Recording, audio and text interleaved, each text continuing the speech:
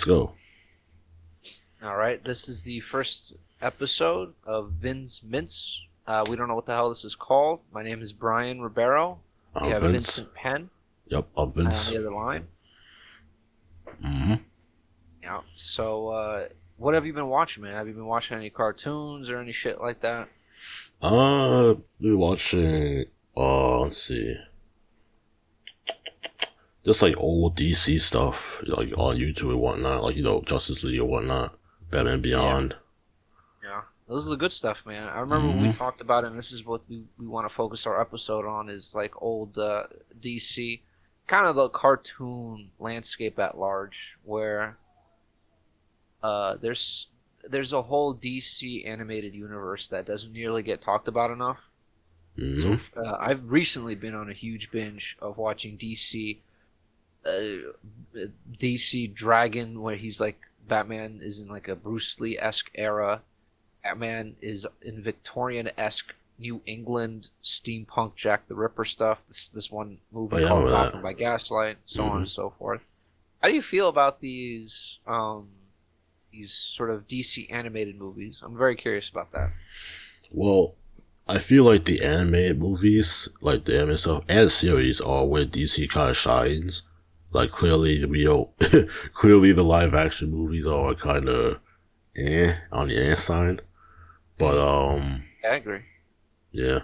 It's like, where Marvel, in comparison where Marvel succeeds is live action stuff, the animated stuff, I haven't, other than Spider-Man, I haven't really, like, seen a bunch of stuff that they have that's actually, like, good. Right. Of course, aside from Spider-Man. Even Spider-Man, like, not every Spider-Man series is good. Like, they had one in 2003 that was, like, the animated. They had, that one where he's, like, dabbing. And then you have Spectacular Spider-Man, which is actually very good. On the Yeah, I other love hand, that show. We talk about it all the time. Yeah, yeah. word. And it's like, then you have of course, the classic Big Boy, Big Brain, and the animated series from the 90s that everybody loves. Yeah. I'm a big fan of a lot of the older stuff, and I'm not sure too much of the newer stuff. I know there was an Aquaman show where we've also talked about this, but I think it's kind of like Is that the animated an one? example of our generation's taste, where a lot of the animated stuff tends to lean towards a curvature cheekbone. There's these giant. Sorry, my cat is losing her mind in the background. She's gonna be going off. So if you hear pigeon noises, that's her. And that's the baby. And there was this Aquaman show that came out, the Thundercats one. It doesn't. The Aquaman one's writing is It's like leaning towards the quirky side. It doesn't take the serious, like, if it's serious, it's aware of its seriousness, and it becomes disingenuous. Oh yeah. Teen Titans Go is an example of that, and then so on and so forth. How do you feel about that sort of that that campaign to make things more quirky, more bubbly? It. I feel like in a nutshell, it would work if it were like, let's say, if it were anything else. Like, let's say, for example, the show Peacemaker, for example, right, on HBO. If something like that was animated, where you have a character that, let's face it, not a lot of people know about, Mm-hmm. then it could definitely work. Like, let's say Mm. Question has a show that's animated. Oof.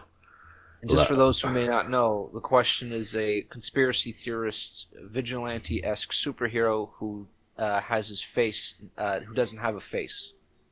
Yeah, I think he wears a mask, right, to cover his Yeah, face. he Yeah. wears some sort of mask, and it appears to not have. It's like it's like a head with no facial features on it.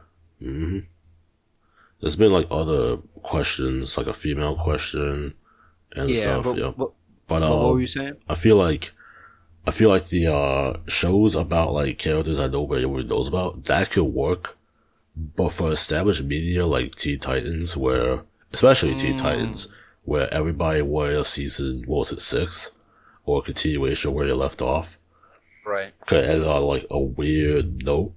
Yeah. Like, yeah, that's where it's like, okay, y'all gotta stop. Yeah, I guess you know what the other thing is probably now that I think about it, and I'm glad we're making a podcast about this, is the fact that the new version of Teen Titans Go, Mhm. has such a one, a built-in audience from the previous generation, and two, new audience of kids who probably want all the brands now related to Teen Titans Go, where they don't see it ever losing money because of it. Mm. Grabbed them in two generation holds. The parents will want the kids to see Teen Titans Go, which I would if I had kids, because I enjoy Teen Titans. And those kids might want toys, video games, a comics specifically to Teen Titans Go, and then that brand gets entrenched in generations at that point. It's very Mm. smart if you think about it. It's kind of fucked up, but pretty Yeah, smart too. and like with Teen Titans, it's like it obviously it's not for everybody. Like even if you, what are the problems with Teen Titans Go, Thundercats Roar, the new Aquaman, whatever? What are the problems with this like thing? Mm. Is the idea that like it grabs attention from an audience that expects one thing, and then completely like 180, and then side dimensional Mm. step into another territory, and it's like, what? Why? Like what they could have done was just make. And I said this before. If they could have easily made a cartoon that's not based on that IP and just base it on original stuff, and it would have been the same. Because Teen Titans Go, for example, they'll nothing from Teen Titans really carries over. Like yeah, And they have you've seen Teen designs. Titans Go with family, right? And your Hmm. nieces and stuff. Yep. Yeah. Like they mentioned Raven's dad. He comes in, but then he's just a joke character. Everybody's a joke character, and I feel like yeah, it's fine. It's fun to make fun of stuff, but also this is Teen Titans where everybody wanted Teen Titans to come back, and he just gave us uh basically toilet humor. Like they actually have toilet humor and just gross out humor and very immature humor. Hmm.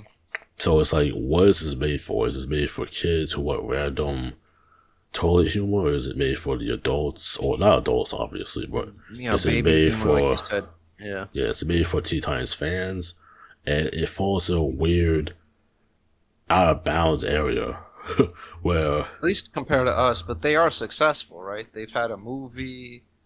We'll yeah, talk about that a even little bit that later. is like kind of, even as the success of Teen Titans Go is a weird kind of success, because there's a difference between being good and airing like several hours of a day every single day, which is what it does. Do you think they wouldn't do that though if there wasn't like built? You think it wouldn't do that to begin with if it wasn't like already popular? Because to get a show on TV Mm-hmm. was already difficult. Now to put it on broadcast, I think it might be a lot easier because now you've equalized it with the internet. Might be right there. I'm not sure. Yeah, 'cause I remember this exactly too. They celebrated 100 episodes of Teen Titans Go. Jesus. Obviously, it's not like, it's, I think it's like the 100th 11-minute segment of an episode. There it is. Because Yeah. Cartoon Network does that for some reason. And I Yeah. feel Well, that's they were weird. Dexter Laboratory. They've done that forever. Where they air like one segment as a full episode. And it's like, Okay. bro, that's so weird. Like, Yeah. just air, and then they air a segment of another cartoon in the same half-hour time slot after that. And it's like, oh man, that's bizarre. And they're the only ones Yeah. who do that too. Yeah. I don't know. I'm a huge fan of our generation of cartoons, not because of just nostalgia, just because of the variety. Mm-hmm. Or slapstick humor in a show called Ed, Ed and Eddie, with the animation being all over the place and weird Yeah, sound effects. it's basically like Courage the Looney Cow- Tunes with exactly, humans. exactly. Courage the Cowardly Dog, which was a macabre, dark comedy horror thing going on. Mm-hmm. And then you had Samurai Jack, which was a very mostly sincere Japanese movie if it were made into an animation with great action scenes and characters. Then Johnny Bravo, which was another comedy. And so you had all of this comedy already built in, which Mm-hmm. I think speaks to the bigger problem of animation in the West to begin with, because it's supposed to be it's thought to be aimed at kids. Mm-hmm. And this is out of our purview a little bit, but I'll just spend a minute here. The Oscars are coming up, and I'm a huge fan of watching the films there. Not because I'm just a tool, but because the fact that I get to see movies I never even heard of. The animated movie list, which I think segues into our topic here really well, is that in this year I think three of them are Disney. It's Encanto, Raya the Last Dragon. I'm forgetting the other one. Two of them, one of them is Mitchell's versus the Machines, which I'm going to check out just so I can watch some animated stuff that's not Disney. But the last one is this one called Flea, which is a documentary, I think, about some occupied Middle Eastern country. I'll have to look that up just so I got my facts straight. But it's not a fun family movie or comedy. From what it seems like, it's going to be a little bit on the serious side. So Flea is a story of a man, Amin, on the verge of marriage, which compels him to reveal his hidden past for the first time. It's a Danish animated docudrama. So that already sounds super interesting to me. It's a Yeah, that's really documentary. cool. It's nominated in Best Animated Feature, Best International Film, and Best Documentary. This is all in one animated film. It's an hour and a half long, which is a little long for an animated movie. And that's incredible to me. But it's from I don't know where Danes are from. I'm assuming Danish is from. I used to know what it was too. I also keep forgetting it. Yeah. Denmark, I think. There you go. Yeah, yeah. So it's a film from Denmark, whereas we're still seeing not a single animated movie from the West, really, America or Europe.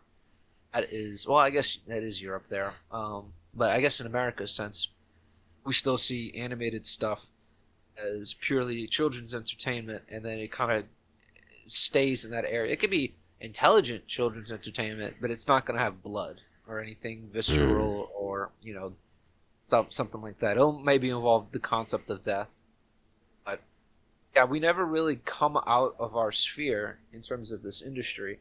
And I think maybe that's what's going on with Cartoon Network now, where they're still kind of in a pocket area where they want to be safe.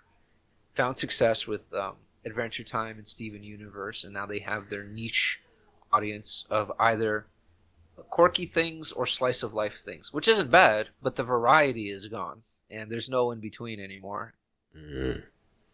Yeah, I noticed that too. Like, have you noticed that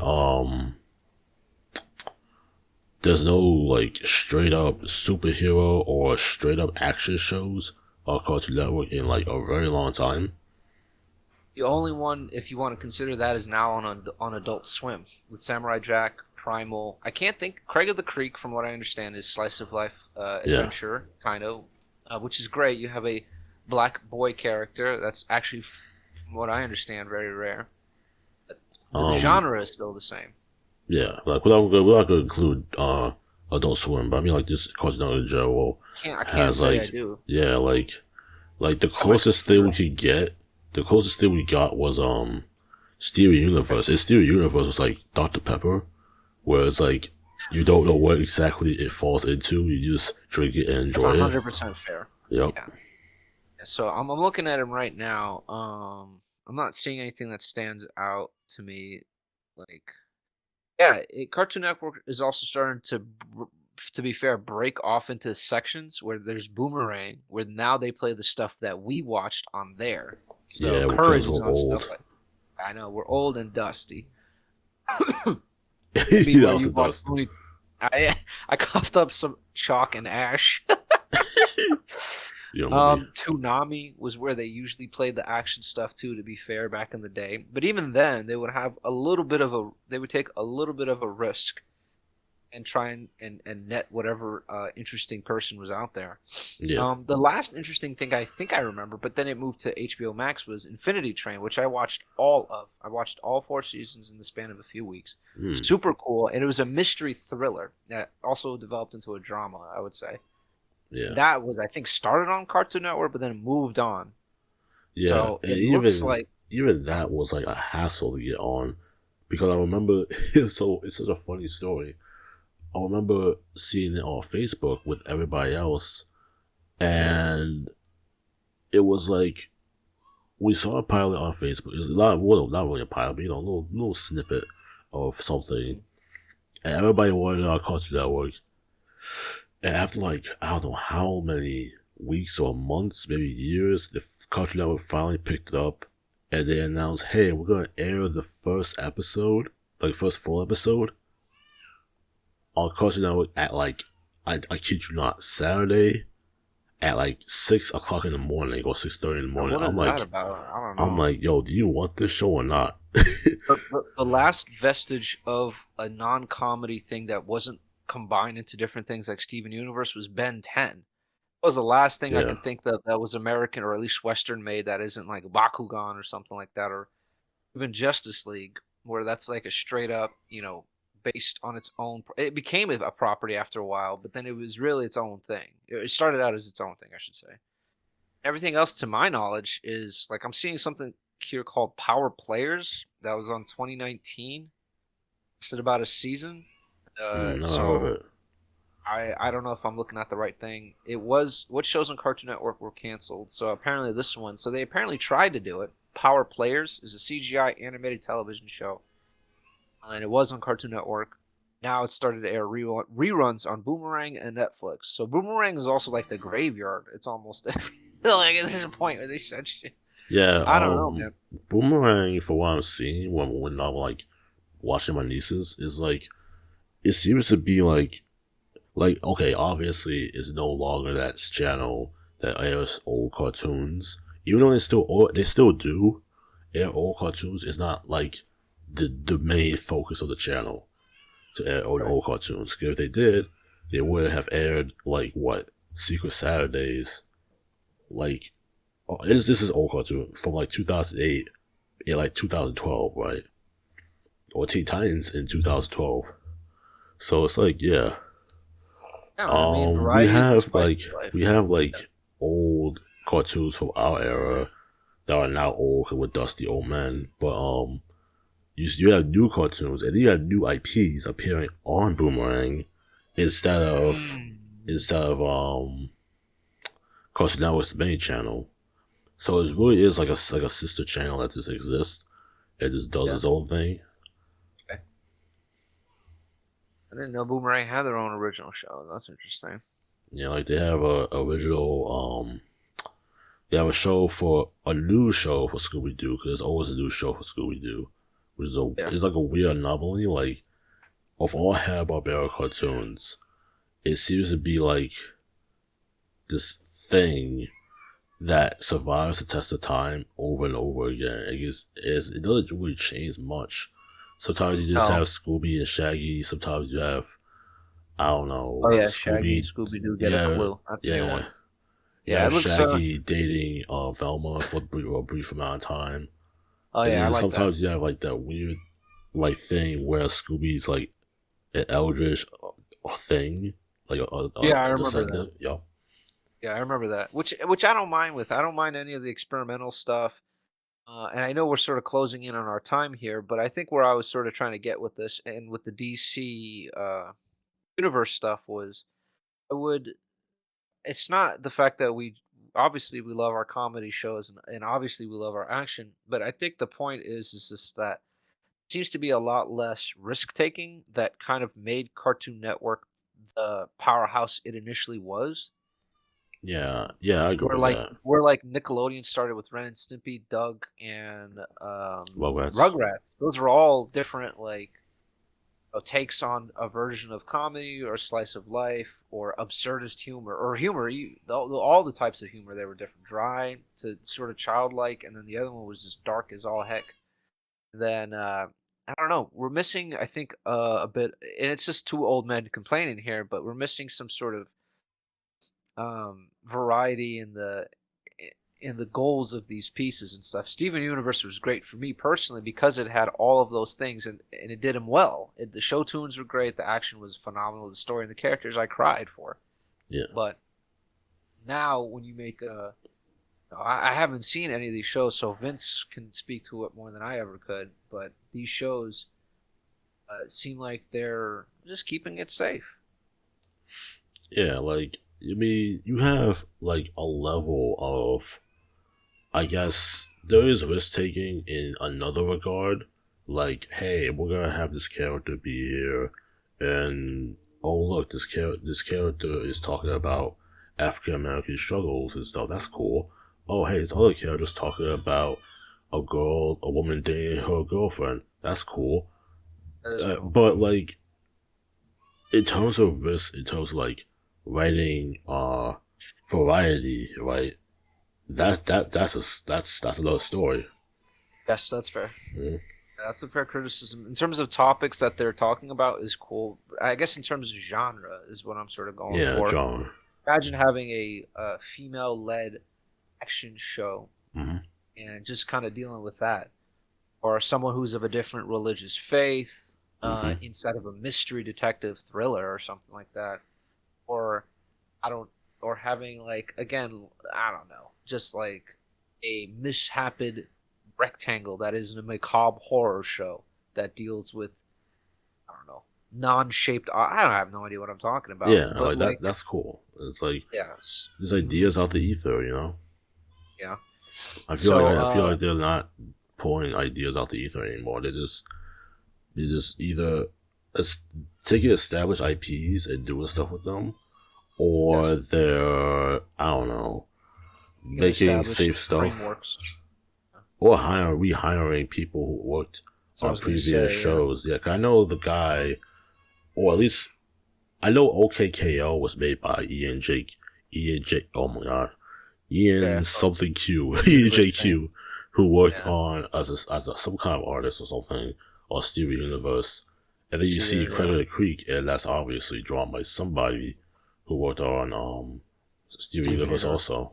Right, that's fair. I mean, yeah, it's like a diminishing returns of a triangle of artists who kind of stay around and stuff like that. Hmm. Which isn't bad. I like that idea. I Yeah, love I the think it's idea of cool. giving love the Oh, idea of giving your storyboard artist from like the guy who Turatovsky and stuff. He did work before Dexter's Laboratory, who went on of Samurai Jack fame and stuff like that. He worked as an animator and other things beforehand. I saw this documentary about him that was sort of explaining his trajectory. But his style was completely different in terms of, or at least felt different in terms of a comedy that was Dexter's Laboratory about a boy and his misadventures versus a samurai who was going back in time to slay essentially a force of evil. You know, it was totally yeah. two different ideas in terms of overall genre.